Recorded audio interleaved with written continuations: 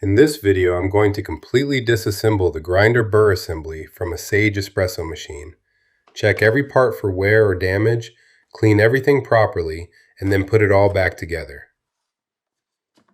We'll start by removing the upper burr and separating the different parts of the burr assembly.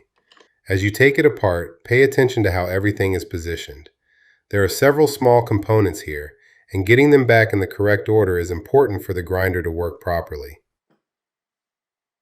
Carefully remove each part one at a time.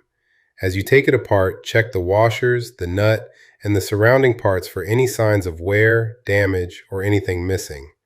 At this stage, I'm mainly looking for anything obviously broken, cracked, loose, or missing. Now that the grinder is opened up, we can start cleaning.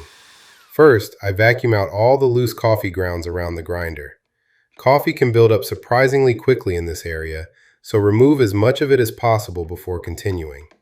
Then use a small brush to loosen any coffee that is stuck around the burrs and inside the carrier. Once everything is clean, inspect the burrs more closely. Check the cutting edges for chips, damaged teeth, unusual wear, or anything that doesn't look right. Also inspect the plastic parts carefully for cracks or broken locking tabs. If any of these parts are damaged, cleaning alone obviously won't solve the problem. If everything looks good, we can start putting the grinder back together. In this particular case, the felt washer was missing. I reinstall the new one. Reinstall the parts in the same order and orientation they came out. Make sure every washer, spacer, and locking piece is seated correctly.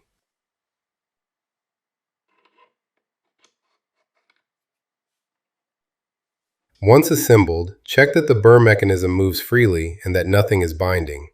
Then reinstall the upper burr and lock it back into position. Finally, fit the hopper and test the grinder to make sure everything operates normally. If any components are damaged, buy and reinstall a new one.